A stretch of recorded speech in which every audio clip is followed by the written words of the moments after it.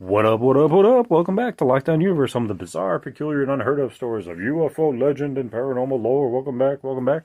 Happy to be back. Hopefully you guys are doing excellent and taking care of yourselves.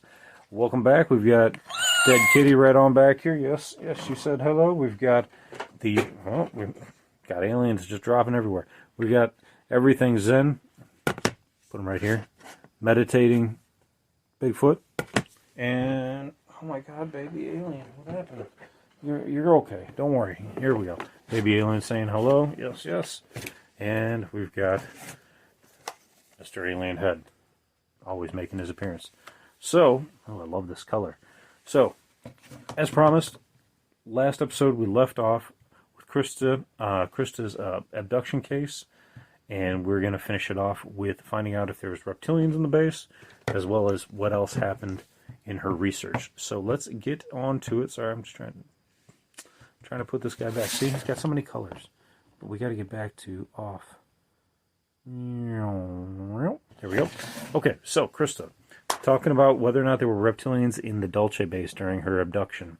If you didn't hear the first podcast on this abduction event, please go to part 1, which should be directly before this, and you will be able to hear it. So,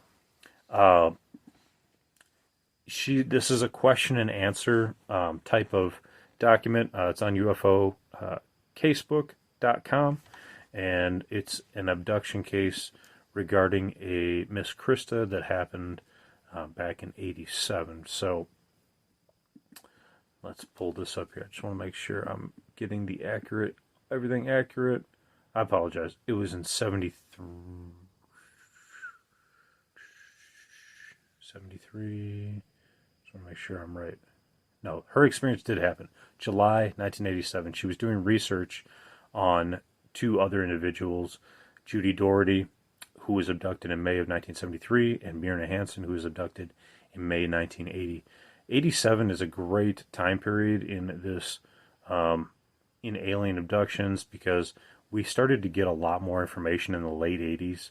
Early 80s, it was pretty limited. Late 70s was pretty limited, but by the late 80s, we were getting a lot of information about Dulce Base, and people were coming out, including Thomas Costello, who was giving us information about the fact that they were doing human experimentations. They had humans in pods that they were growing, and just so much more information, really disturbing stuff about Nightmare Hall being on level 8 of this hive-based underground Dulce Base, which they call it dumb bases. Deep underground military bases where the first levels are long, and then each level gradually gets smaller and smaller and smaller towards the bottom. It's like a reverse hive, or reverse pyramid, if you will. And we're talking about the interviewer asking her, what kind of aliens, if any, did you encounter in the Dulce base?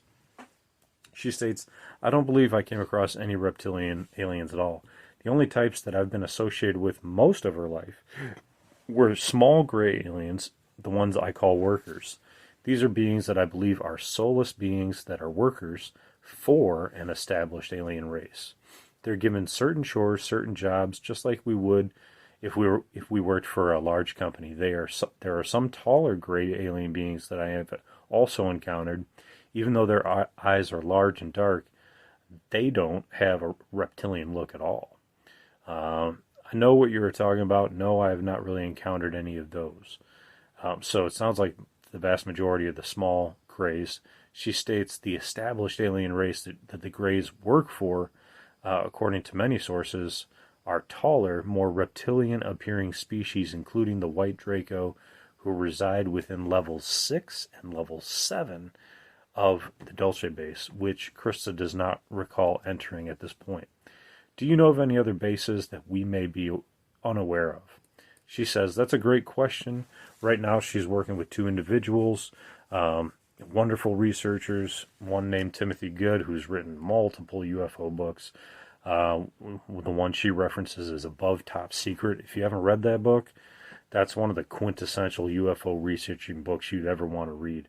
It has so much information, that's detailed information, that you want to get your hands on. She states the other book she had also read was Alien Liaison. it has information on many, many, many underground facilities or bases that are being used for different purposes. Last I heard from different sources, there's up to 255 different underground military bases, and as possible as 1,100 just in the U.S. And that could be a number that's worldwide as well. So it's very fascinating. Most of the underground bases, she states, are being used for covert purposes, otherwise purposes involving governments who are doing certain types of testing that they consider would be safer to do underground. I mean, I guess that makes sense. What if you have a outbreak? You can keep it underground, right? Especially with like an alien bacteria and aliens being down there. That makes sense. And she states there are other bases, particularly one north of Tucson, Arizona, which I'm almost positive I was taken to, and it goes under the cover name Evergreen Aviation. Evergreen Aviation is the cover name apparently for this base. They have all the planes there, but what I found during my 10 years of research is this is a CIA-backed facility. I got very, very close to the facility. I climbed over the wired fence. I snuck in with a pilot friend of mine not long ago and got some great photographs of some black helicopters. These black helicopters were unmarked, as they always are. There were some other type of aircraft there, so we really believe that there are many, many bases in many states. I've heard of bases in almost every state here in the U.S. Now, the two individuals I'm doing work with and research with in Great Britain, especially, are researching underground bases in America and also in Great Britain. I guess they contacted me because they felt like there was a tie-in or some sort of connection, and that it would be a good thing for us to work together and share information about what different types of facilities we know about and what they might have differences of. In a lot of facilities where they are doing medical testing, many of them are in America. Some of them are actual laboratories like Los Alamos.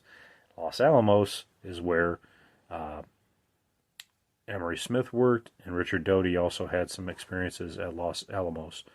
They do a massive amount of covert work with black projects of our own government, so we're talking about installations underground and above ground, and they're doing things we probably have no idea about. We hear rumors, of course, of different things going on. I would venture to guess that more than likely these rumors have proven to be true about 90% of the time. My belief is that the Greys operate from a base animal or predatory instinct in their agendas to increase their power base and exploit their cultures, and that they will continue to do so as a collective until they're stopped by some force. Some of the Greys, I believe, might be tamed by humans, so to speak, to attain a degree of emotional individuality, if they can be severed from the collective hive mind. This is interesting because I think as humans, we always strive to be individual.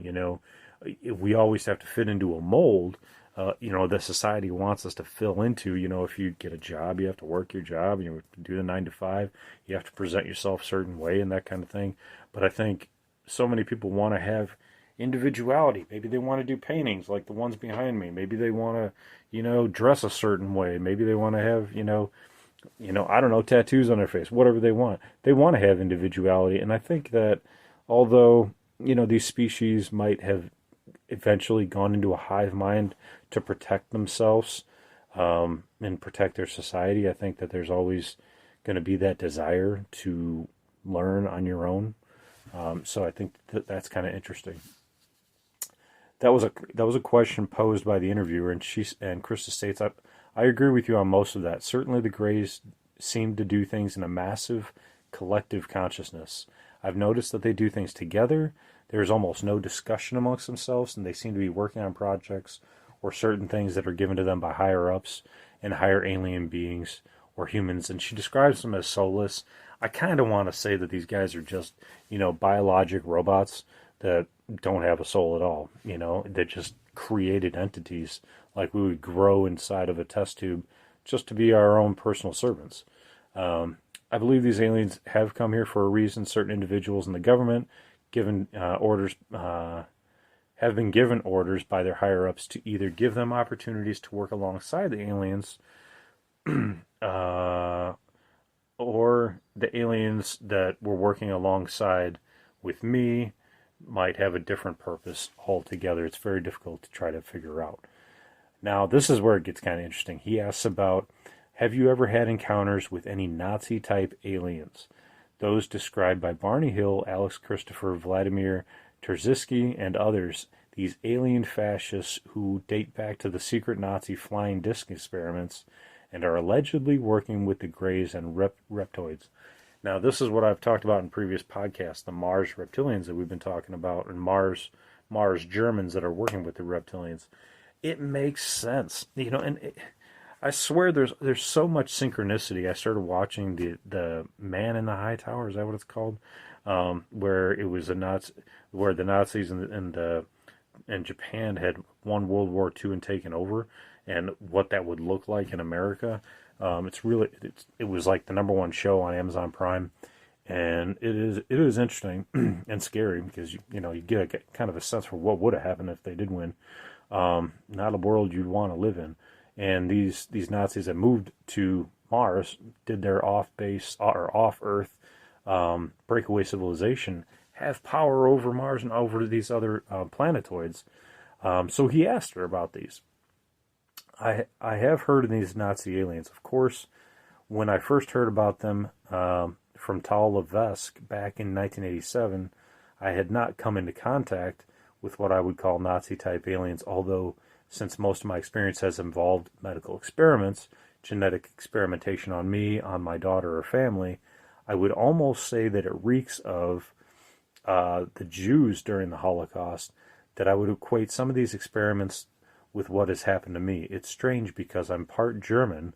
I come from a family that originally came from Germany, so I do have some German blood, but I'm not leaning one way or the other.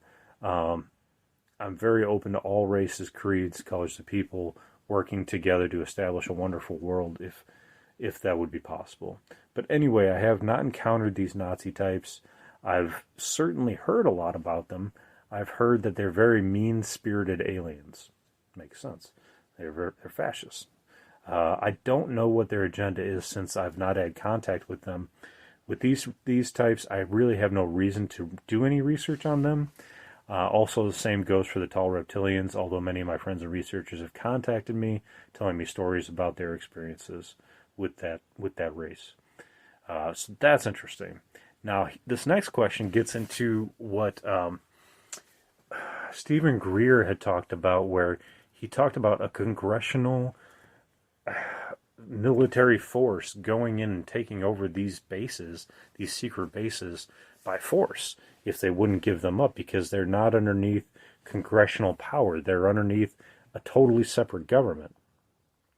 So this question to Christa says, what are your views of a possible congressionally backed takeover of the Dulce base in the future, and what would your views be on dealing with the problem supposedly that the Greys don't surrender? Interesting. She states, although I've researched, or through all the research I've done and all the proof I've come up with many times, I've been up there poking around with different researchers, and we're almost positive now about the rumor that this base has been deserted or was deserted long ago and is no longer being used by our government. For what reason, I'm not sure. So that's interesting. She says, I believe it had a lot to do with the military action that was there. We found some spent military cartridge shells up near where we think the base of the opening is. We found some sea ration cans, food cans. We found some different types of antenna that the government would have used for communication. These are the things that I found up in the mountainous areas. If you've ever been there, you'll know what I'm talking about. These things tell me that my research partner, that indeed there was some type of military response there in the past. Interesting. These areas I speak about, that my research partner who lives in the area claims were some of the openings to the base, have been concreted and cemented up. Now, that's been done by someone. So it sounds like there might have actually been a military invasion of this place at some point, or the people who had, the black government that was there, maybe have sealed it up on their own. So we know some type of government official company, we believe it was a CIA government-backed organization was there. In my Dulce papers, I show an area of a ranch just north of the Ulchaleta Mesa area. We've been unable to track or find the individuals who own this property now for many years. What we've been told by the individuals who lived in or around the area is that there's a landing strip on this particular property and there are large towers. Now, this is where it becomes really interesting because we've heard a lot of stories, and you even see them in movies, where there's just like this ranch house that has a few cars outside of it, and that's it, and it's just like on this farm by itself. Well, this farmhouse is just a place for these people to just go into an underground tunnel and transport themselves, a mile or two away to an underground base. So it's the entry point, the house that just looks like, a residential house, but they go into these places, go underground, and go into these secret bases. So this house could be one of those houses. I did get onto the property and close up to get some pictures of these bulletproof towers that were sitting on the property. There were about 20 of them, but now there's only 5. We're wondering why they were taken out and where they were taken. Anyway, I have pictures of those, and then they're not just fire towers. I don't know what that means. Like firing? Where they might have like a sniper. Some people try to explain them away by saying, oh, those are just our ranchers. They could go up into the towers and look for fires, things like that. The strange part about that is when you walk up the towers, there is a dark black glass you can't look in to see, but it's bulletproof. And what's strange is the opening, you're unable to get into these towers. We don't know if they were just put there for show. We really don't know what they are, but we believe they were placed there for some reason. Interesting. Nobody in the town of Dulce knows who owns that property. My partner did track down someone who did own the property over 20 years ago, but after that it seemed to kind of go into covert hands. So they go into these shell companies and nobody knows who owns what when they go into those companies. The property also had what looked like a small wooden house, just another entry point probably. You could just walk in there, it's been evacuated, there's nothing in there. This type of facility or front for an underground base in that area would be perfect because this area was cordoned off by what we believe at one time was an electrified fence, which which they said was used to keep the cattle out. We believe it was used for another purpose, for the signs posted all over saying no trespassing. These were the types of signs that you would see near Area 51. So we have to wonder what's really going on that property. I don't know if you've ever seen the movie The Andromeda Strain. I saw it the other day and just haven't seen it in a long time, but the underground facility that they went into was stationed on kind of a mock-up farm where they went into the farmhouse and went into the tool shed, and then all of a sudden this elevator starts going down, down, down. That's exactly what I'm talking about, right? I mean, I didn't even read that far into this article. It's exactly what I'm talking about, though. And what they found when they went down was this massive underground biological testing facility. I have to believe that these types of facilities that I've seen are probably all over every state. So it goes back to the question, if there was a military takeover, it already happened and the base was closed. Again, there's no proof. Some of the aliens who live on the Jicarilla Apache land, these people are very, very close and they don't talk to outsiders. The information I got was from an inside source, and I can only tell you that one Jicarilla Apache Indian told a dear friend of mine of many years there. He said he was going up the mountainous area there through the Archuleta Mesa back into the hills and walking alongside the edge or the ledge. All of a sudden he felt some dirt falling on his head. So of course you're walking in this desert area, you feel something on your head. You immediately respond and look up, and he did, and he saw what he saw horrified him. It was a man who was in his 60s. This man looked up, and what he told his friend is, I saw a gray being with large, black, inky eyes staring down at me over a ledge, and it looked like a large rock had been swiveled out, was sticking out the side of a mountain. And he did a double take, and he looked away like someone who would rub their eyes saying, oh, I'm just seeing things. And he looked back up, and he saw it again. This time, he said he took off and ran. He was running for his life. He was extremely frightened. And what's strange is this man is friends of the men high up in the Jicarilla Apache Tribal Council, and he has kept this secret from everyone except for my research partner. He told him that when he got back, he was shaking and extremely frightened.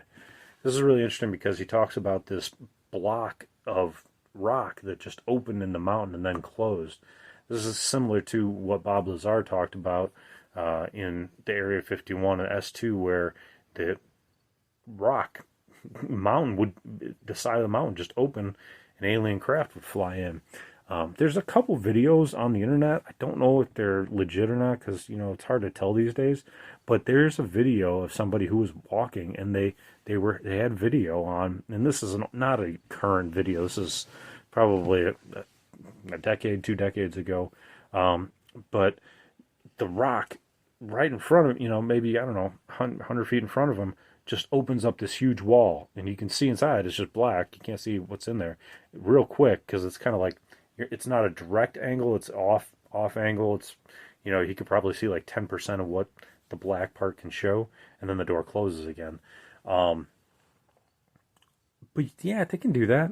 That's Hollywood, baby. You can do that. You can make that. That's easy. People make secret rooms in their houses all the time. So, people thinking that couldn't exist, that's totally within the realm of possibility. So she goes on to state that this tells me that there still are gray aliens inhabiting some part of that base, because this interview took place in the year 1996.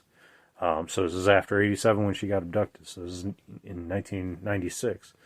So she wonders, did they use part of the base after it had become more secure in sealing off the other entrances so people couldn't get in there? Maybe the Greys sealed it off. Let the people of Dulce worry about the aliens. We don't want to deal with them anymore. I don't really know what happened during the military events that happened there. I don't really know what happened, but I'm positive that there was a confrontation just by the evidence that we found. So anyway, moving forward in the article, she states, the interviewer has a question, have you been taken to other planets or spheres during your abductions? Not that I know of. However, I was taken to some large, massive ship. It had to have been a mothership. This thing was massive. It was miles and miles long. I'm not sure exactly where I was. I received some instructions while I was there. There were light beings there. Now, this is really interesting, man, because light beings totally different phenomena. These things are higher echelon, well established spiritual beings. They're not in our dimension. They can blend in and blend out, phase in, phase out. But she stated that they look like angelic beings, only without the wings. They were wearing long robes. And I was taken into an area where they had a podium and a teacher that came out and was teaching the people there. These people were human. I did not see any aliens at that time, so I'm not exactly sure where I was. That's really interesting, right? Because on one hand, she's been talking about these gray aliens for so long, and then all of a sudden, she's seen these angelic type beings that were being taught by another, being. Well, it sounds like there's humans there. They were being taught by this like angelic light being. And this is really interesting because when I was younger, I had this dream, or this recurring dream. I'm not sure. Maybe it actually happened. I really don't know. But what I do know is that I was amongst many other humans, and we were being shown Earth rotating, and we were being shown and given information, but I could not remember it. So I'd have to go and undergo hypnotic regression to get that information because I don't know it. But I did have that recurring dream. I also had a recurring dream that I was in this pool type area where it's dark, and we were also receiving information at that point. Again, I don't know if it was real. I don't know if it was fake. It could have been a dream. Why would you have a dream like that? This is before I was even an adult. This is when I was a kid. I wasn't even into aliens at that time. I was into Teenage Mutant Ninja Turtles and stuff like that. I had a dad that watched shows, but he would be awake after midnight. He wasn't even home when I was home. He worked second shift. So yeah, I wasn't up after midnight watching shows with them. So I don't know where that came from, but it is interesting because it kind of correlates with what she's talking about there. I didn't have an angelic being that I'm aware of, but again, we'd have to go into hypnotic regression to find out. Questionnaire. The questioner asks, did you ever get to see what is inside the tanks? No, not during the Dulce experience, she states. I walked up to the tank. I could smell a sulfuric type odor. I remember that I first went into the medical field. We were invited down to see an autopsy, and the formaldehyde they used was sickeningly sweet. The smell that is very difficult to try to explain to somebody who's not smelled it before. Well, I've smelled it. It's weird.